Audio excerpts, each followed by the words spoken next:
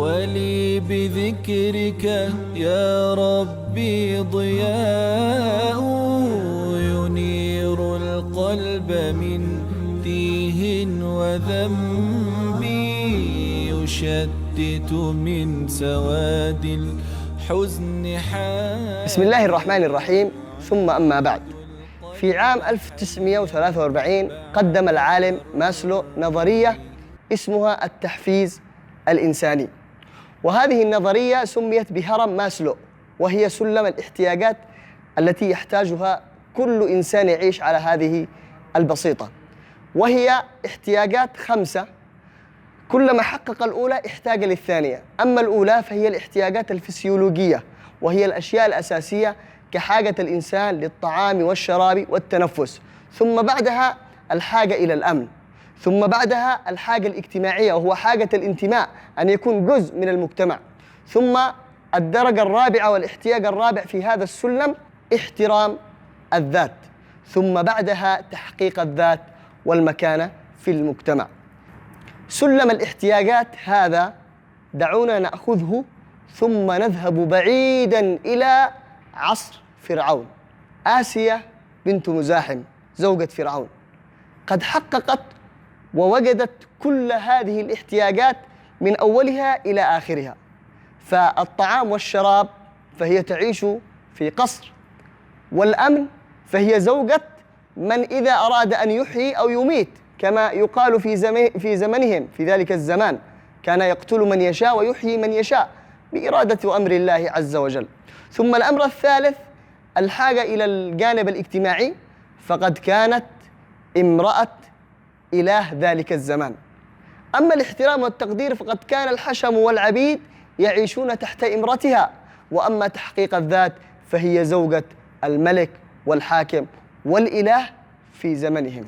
لكن رغم هذه الاحتياجات التي وجدتها آسيا بنت مزاحم رضي الله عنها، إلا أنها فقدت رصيد السعادة الحقيقي، وهو الإيمان ومعرفة الله عز وجل.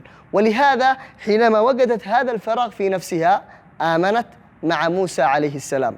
ولما علم فرعون إيمان زوجته تفاجأ وأراد أن يردها عن هذا الدين العظيم، لكنها أبت وتمسكت بالله عز وجل.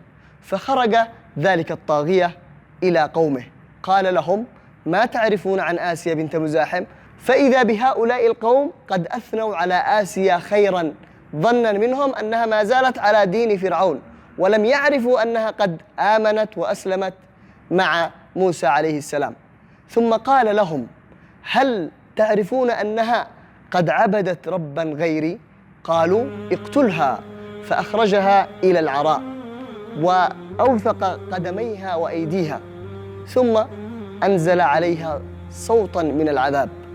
لكنها هنا كما أنها تعرفت على الله في الرخاء تمسكت به في الشدة، فأراد أن يردها عن دينها لكنها أبت، فعذبها. فلما سالت الدماء من جسدها نظرت إلى السماء وقالت: رب ابن لي عندك بيتا في الجنة. وهنا نتأمل إلى قولها ولفظها أنها قالت: ربي ابن لي عندك بيتا في الجنة، فقدمت الجوار قبل الدار، ولم تقل رب ابن لي بيتا عندك في الجنة، فقدمت الجوار جوار الله عز وجل قبل الدار وقبل البيت. ثم إن الله عز وجل في تلك اللحظة أراها بيتها في الجنة، فكانت تنظر إليه وتضحك، فتعجب فرعون فقال: انظروا إلى هذه المرأة المجنونة، نحن نعذبها وهي تضحك. وما علم ذلك الطاغية ومن حوله أن في قلبها رصيد سعادة لا يمكن أن ينتزع، وأن جسدها في الأرض في الدنيا لكن قلبها معلق في الآخرة. فأراها الله عز وجل بيتها من الجنة، وقيل أن الملائكة أظلتها بأجنحتها. فهنا السعادة الحقيقية، وهذا الرصيد الحقيقي لمن أراد السعادة والهناء في هذه الدنيا. وذنبي يشتت من سواد الحزن حتى يعيد القلب حيا بعد كرب